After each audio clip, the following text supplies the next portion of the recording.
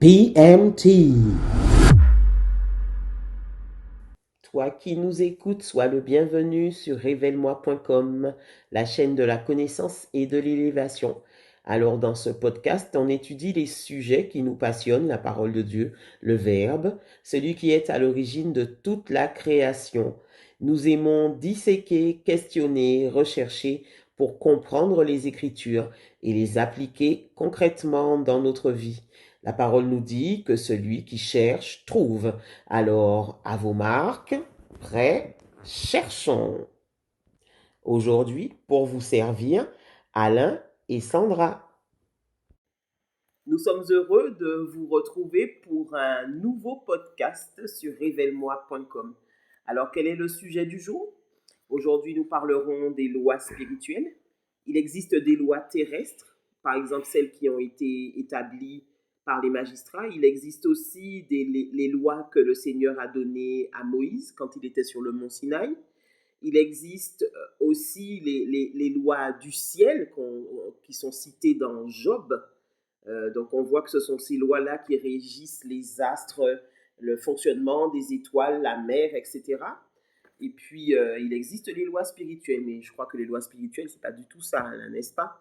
Est-ce que tu peux nous expliquer le concept des lois spirituelles? Alors, les lois spirituelles, c'est ce qui régit en fait le monde spirituel. Donc, c'est bien des anges de Dieu que les anges déchus. Donc, en fait, ils sont tous soumis à des lois. À des lois, en fait, parce que ils ont des droits. Parce qu'en fait, ils régissent un monde qui leur appartient et dans lequel aussi nous naviguons. Donc, à ce moment-là, en fait, Dieu a donné des lois pour pouvoir régir tout ce système pour notre délivrance, pour notre liberté, pour en fait pouvoir en jouir d'une vie spirituelle heureuse et tranquille. Donc la loi spirituelle, c'est la loi qui régit les relations entre les différents esprits et le monde extérieur. Exactement. Donc Voilà. en fait, ce sont les lois qui régissent les relations entre les hommes, les anges déchus, les anges de Dieu. Et en fait, c'est ça qui nous permet en fait de pouvoir exister en face d'eux au nom de Jésus-Christ. Amen. Ok, d'accord. Bien que aussi, on peut dire également, en fait, beaucoup de gens, quelle que soit la foi exercée par rapport à différentes confessions, utilisent ces lois spirituelles, aussi bien dans la franc-maçonnerie, aussi bien dans le monde des rosicruciens, dans le monde évangélique. En fait, ces lois-là sont existantes. Et en fait, c'est par elles que les hommes travaillent dans le monde spirituel. D'accord, entendu. Donc, ce sont des lois universelles, en fait. Voilà. Alors, pourquoi avoir étudié sur ce thème? C'est parce que nous sommes tombés sur deux cas qui ont mis en exergue ce concept de loi spirituelle. Alors, ce sont deux témoignages que nous allons donner pour que nos auditeurs puissent comprendre exactement ce que nous avons traversé. Donc, le premier témoignage que je vais donner, c'était, j'étais en train de déménager ma maison, de vider les pièces au fur et à mesure pour changer d'habitation. Et puis, je me suis rendu compte qu'au bout d'un moment, je dormais relativement mal pendant à peu près une semaine. Un jour, 2 jours, 3 jours, quatrième jour, je dors mal, mais je n'ai pas fait le lien entre le déménagement que j'étais en train de faire et puis le fait que je dormais mal. Et puis, je me souviens que je t'en ai parlé et tu m'as expliqué le principe. Tu m'as dit que la nature en elle-même avait horreur du vide et que quand un endroit était vide, se préparait à être vide, les esprits méchants rentraient pour déjà commencer à occuper l'espace. Et dès que tu m'as fait cette révélation, j'ai récupéré les clés spirituelles de ma maison et j'ai ordonné très très simplement que mon autorité soit respectée. J'ai simplement ordonné que les esprits méchants sortent de la maison jusqu'à ce que ma sortie de la maison soit effective. Et depuis ce jour-là, mon sommeil a été rétabli. Je n'ai plus jamais été embêté. Et c'est là où on voit l'importance de connaître les lois spirituelles parce que j'aurais pu rester très très longtemps à l'intérieur de la maison en étant dérangé dans mon sommeil sans prendre position et exiger que les lois spirituelles soient respectées. Donc ça, c'est le premier témoignage. Et puis, je te laisse donner le deuxième témoignage ou je le donne moi-même? Vas-y. Ok. Alors, le deuxième témoignage, nous étions en train de prier avec une enfant de 8 ans.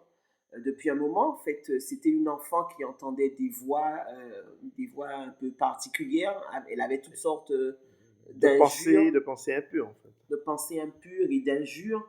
Et donc, on était concrètement parlant dans une séance de délivrance. Exactement. Et puis, on prie, et puis on continue, on intercède encore, et on voit qu'il y a quelque chose qui coince, et on ne comprenait pas. Du coup, on a décidé de sortir de la maison et puis d'aller interroger le Saint-Esprit dans la voiture. Et arrivé à la voiture, le Saint-Esprit nous révèle que l'enfant, elle avait, comme qui dirait, involontairement été livrée dès le ventre de sa mère. C'était même pas à la naissance, c'était dès le ventre de sa mère. Elle a été livrée parce que les parents ne voulaient pas d'elle. Donc, en ne voulant pas de cet enfant, ils avaient renoncé à leur autorité spirituelle sur l'enfant. Et donc, comme tu disais la dernière fois, la nature a horreur du vide. Satan a réclamé l'enfant, et c'est à ce moment-là qu'elle est passée de l'autre côté. Il avait un droit légal de le faire puisque ses parents avaient décidé de la rejeter, elle.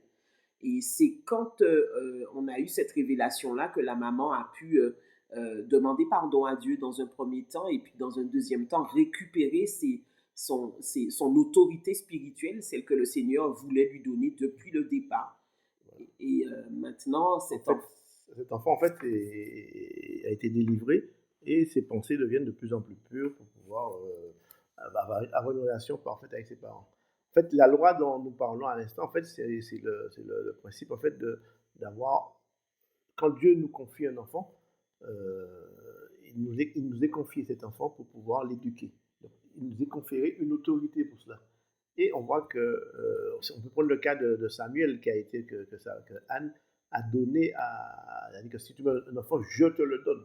Donc en fait, c'était une volonté consciente de remettre cet enfant à Dieu.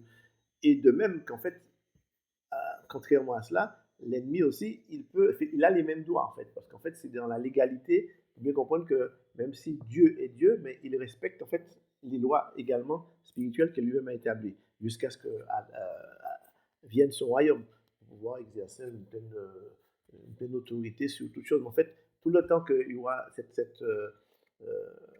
l'ennemi de nos âmes qui sera là, Dieu respecte les lois. Parce que s'il devait détruire Satan à l'instant même, nous aussi, de par notre état de péché, nous devons être détruits aussi également. C'est pourquoi Dieu respecte les lois. Et Anne avait remis à Dieu cet enfant. De même qu'un enfant qui a été rejeté, ni par les parents, et qui n'a pas été remis à Dieu, eh bien, Satan vient et il apprend en fait de force, si on peut dire.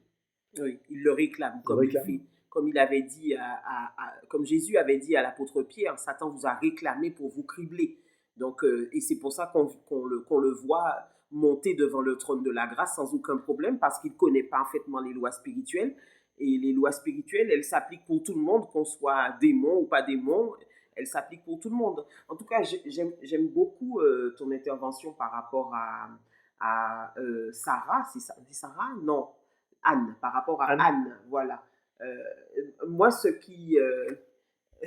dans cette histoire, ce qui me plaît, c'est que, en fait, le Seigneur a laissé la situation limite pourrir, en fait. La situation pourrissait, et ça a provoqué Anne pour qu'elle puisse faire ce que le Seigneur voulait, en fait. Ce qu'il voulait, c'était que cet enfant-là soit consacré pour son service.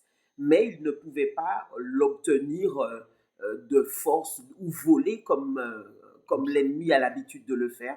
Donc, il a permis que Sarah elle-même lui dise par ses mots, en fait, elle a fait un pacte. Hein. Voilà. Elle a fait un pacte avec Dieu. Voilà. Si tu me donnes un fils, je te le rendrai. C'était de son libre arbitre. C'était son libre arbitre, voilà.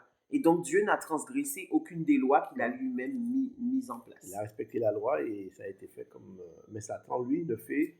Vous devez comprendre, Satan ne demande pas. Il vient pour égorger et détruire, comme vous le savez. Tout à fait. Alors, quand on a commencé à réfléchir sur ça, nous avons commencé à faire des recherches. Et moi, il y a deux textes, en fait, qui me sont apparus comme un petit peu à mettre en exergue pour pouvoir étudier sur ce thème. J'ai mis en parallèle le texte de Moïse, Moïse qui a fait 40 ans dans le désert, et puis Jésus qui a fait 40 jours dans le désert. Et je sais que les 40 ans de Moïse, c'était des 40 ans de formation, 40 ans d'épreuves, etc. Les 40 jours de Jésus, c'était beaucoup plus court. Et je me suis dit que j'allais analyser parce qu'il y avait quand même une analogie entre les deux. Et je pense que Jésus a été beaucoup plus vite parce que lui, c'était l'enfant du royaume, donc les lois spirituelles et la chose céleste était déjà connu de lui. Donc, il n'a pas eu de difficulté à remettre l'ennemi à sa place j'ai envie de dire, en 2 temps, 3 mouvements. Et c'est ce qu'il a fait. Donc, je vous invite quand même à aller, il est bon, n'est-ce pas, qu'ils aillent chercher par eux-mêmes. Dans Matthieu 4, versets 1 à 10, quand Jésus a été tenté dans le désert.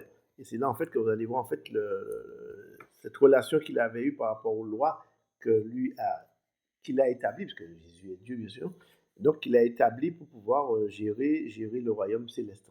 Mhm. Alors, il a eu 3 phases de test. 3 phases, exactement. Alors, son premier test, l'ennemi lui a demandé de transformer les pierres en pain. Donc, il voulait juste mettre en question la nature humaine de Jésus. Voilà. Alors, est-ce que tu peux nous expliquer Et Jésus qui répond, l'homme, il n'est pas bon de manger, le boire de tous les jours, mais on ne vit que de la parole de Dieu. Et en fait, c'est une loi en fait qui régit en fait la question de notre corps. Et notre corps en fait a besoin c'est vrai, de nourriture physique, mais il a besoin aussi de nourriture spirituelle.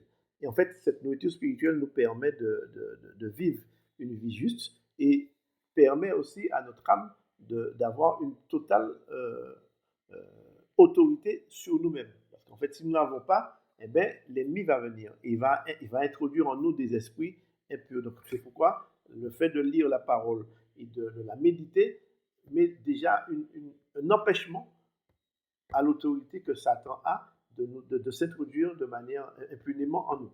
Donc, c'est une première loi qui nous permet en fait de résister au diable. Voilà. Alors, le deuxième test, c'était le test d'intégrité de Jésus en tant que fils de Dieu. Il lui a dit, si tu es fils de Dieu, jette-toi d'en haut parce qu'il va ordonner à des anges de te garder. Donc, quelle est ici la loi spirituelle? En fait, là, c'est en fait le principe de l'orgueil. En fait, vous savez que l'homme est de nature orgueilleuse, donc il veut s'élever, il veut en fait tout avoir. Et là, Jésus a respecté une loi qui en fait qui dit en fait que celui qui s'élève sera abaissé et celui qui s'abaisse sera élevé. Et en fait, l'élévation, c'est Dieu qui la donne par son esprit. Donc, si en fait nous élevons de manière consciente avec l'orgueil, avec tout ce qui va avec, parce que l'orgueil avec tout le faste. Tout le faste, il est vrai que la loi va s'appliquer et on sera abaissé. Et si c'est Dieu qui nous élève avec son esprit, avec sa grâce, eh bien, personne ne pourra nous enlever ce que Dieu nous a donné. Tout à fait. Voilà. Alors, le troisième test qu'il a subi, Jésus, c'était... il avait un choix à faire en pleine conscience, en fait. L'ennemi lui a dit, voilà, je te présente les royaumes de la terre, et puis adore-moi et je te donne tous les royaumes de la terre. Et il voulait que Jésus se prosterne devant lui, en fait. Alors, quelle était la loi spirituelle ici? C'était une loi, en fait, sous l'adoration. C'est-à-dire qu'on adorera que Dieu seul. En fait, l'ennemi, en fait, ce qu'il cherche aussi, c'est l'adoration. Il veut, parce qu'il a surtout dit aussi, si tu te prosternes devant moi, je te donnerai. En fait, on a des choix. Et comme dans l'Ancien Testament, il est écrit, j'ai mis devant toi la vie et la mort, je choisis la vie. Et Satan a mis aussi devant lui cette loi. C'est-à-dire que si tu m'adores, je te donnerai. Et souvent, en fait, on voit que l'homme est défaillant par rapport à cela, parce qu'il veut de tout. Et on peut revenir sur le premier, ce qu'on a dit tout à l'heure, sur le fait de manger, le boire. En fait, toutes ces situations conflictuelles que nous vivons chaque jour et qui donnent à l'ennemi des droits sur nous. Et si nous respectons parfaitement ces 3 principes de vie, il est certain que notre vie sera équilibrée avec Dieu et on pourra vivre une vie spirituelle heureuse et tranquille. Mhm.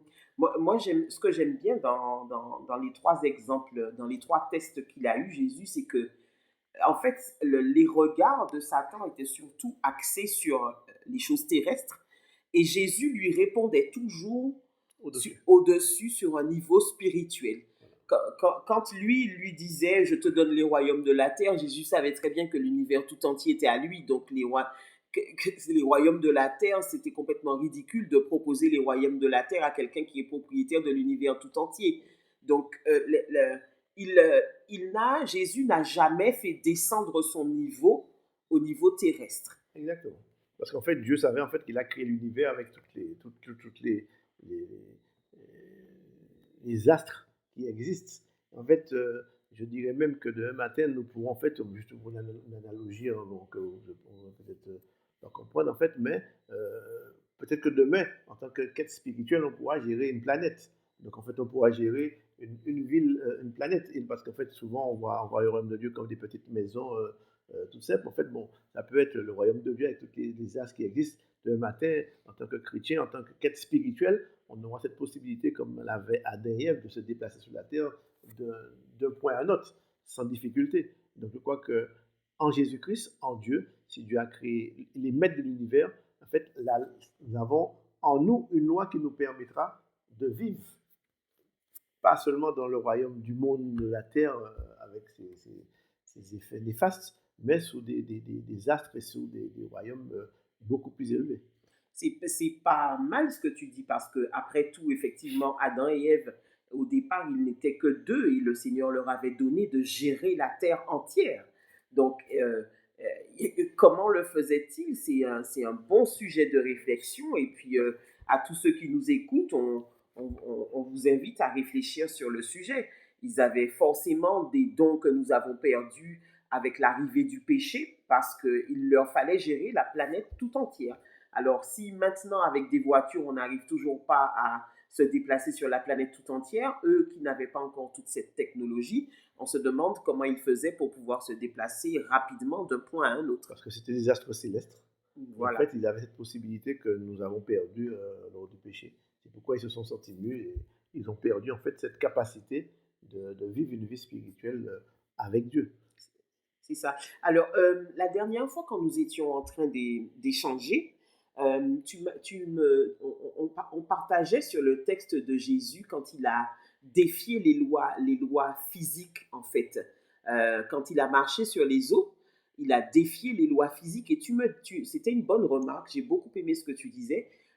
Tu disais que les lois spirituelles étaient complètement au-dessus de toutes les autres lois. Exactement. Parce que si Dieu, Jésus a pu marcher sous les eaux, c'est qu'il a défié la loi de la gravité. Voilà. Qui fait qu'en fait, il n'a pas été, en fait, c'était un homme. Donc, il n'était pas une plume. Donc, c'était quand même un homme qui avait un certain poids. Donc, en fait, normalement, il a même pu faire Pierre marcher sous l'eau. Donc, en fait, alors, sa foi a failli, du coup, il a coulé. Mais en fait, Jésus a marché sous les eaux parce qu'en fait, les lois spirituelles lui donnent une autorité sur tout ce qui existe, sur tout ce qui reste. Et toutes ces réflexions, en fait, vous comprenez bien, ce sont des réflexions et vous permettra, en fait, parce que le thème quand même de l'émission, c'est la connaissance et l'élévation, vous permettre, en fait, d'aller chercher un peu plus loin dans la parole de Dieu pour comprendre le principe même des lois. Et chaque situation, il y a une loi derrière. Chaque situation, il y a une loi. Et la loi s'applique qu'on la connaisse ou qu'on ne la connaisse pas. Alors, si on ne la connaît pas, bien entendu, l'ennemi va venir et puis il va dérober, égorger et détruire. Donc, on a plutôt intérêt à céder du Saint-Esprit, à demander au Saint-Esprit de nous révéler les choses, de nous révéler les lois spirituelles, parce que il est vrai que pour les lois spirituelles, elles ne sont pas listées comme les tables de la loi de Moïse. C'est pas listé les 10 lois spirituelles, c'est écrit nulle part. En fait, elles sont disséminées un petit peu partout dans la Bible et c'est par révélation que le Saint-Esprit nous les donne. Donc, il faut vraiment qu'on arrive à un niveau où on laisse le Saint-Esprit nous conduire dans le chemin de la révélation. Exact. Et c'est comme ça qu'on va avancer et puis qu'on arrivera à déjouer les plans de l'ennemi. Mais moi, aujourd'hui, dans ma voiture, je me suis mise à demander au Saint-Esprit de me révéler partout où j'avais des blocages qui étaient liés à... Bon, je ne dis pas que tous les blocages sont liés à des lois spirituelles qui ne sont pas appliquées. Mais je lui ai demandé de me révéler là où il y avait des blocages liés à des lois spirituelles qui sont bafouées. Et je trouve que ce sujet-là, c'est une bombe en fait, et il faut vraiment méditer dessus et puis rechercher. oui, Rechercher. explorer. Voilà. C'est ça. En Tout fait, à fait. si on revient sur le début de ton témoignage concernant ta maison, on voit bien qu'en fait, tu n'as pas péché, en fait. Non, Tu n'as pas péché, mais c'est simplement une loi qui s'est appliquée c'est pour ça. que tu puisses être perturbé dans ton sommeil, dans ta Tout vie. à fait. Parce qu'en fait, là, en fait, parce que souvent, tout n'est pas spécialement péché, mais simplement un problème de légalité. Et Dieu respecte, Jésus-Christ respecte la légalité et Satan est obligé de la respecter. Et quand Satan dit quelque chose qui est légal par rapport à quelqu'un qui n'a pas respecté une loi, ben, Dieu ne peut rien faire. Il est obligé de respecter le choix de cette personne et jusqu'à ce que cette personne comprenne ce qui se passe par révélation. D'où l'importance de la Bible nous dit souvent, cherchez et vous trouverez. Tout à fait. Alors, c'est sur ces paroles que nous allons clôturer notre première émission. Donc, ce sera la première partie. Je pense qu'il y aura une partie 2, forcément. Exactement. Voilà. Une partie 2 où nous allons traiter un certain nombre de lois spirituelles pour que vous puissiez continuer par la suite à faire vos recherches. Donc, nous vous remercions d'avoir suivi ce podcast et puis nous vous disons à bientôt. À très bientôt et on continue les messages pour vous permettre pour votre révélation spirituelle, la connaissance. En fait, par manque de connaissance, mon peuple périt. Que Dieu vous bénisse. Ciao.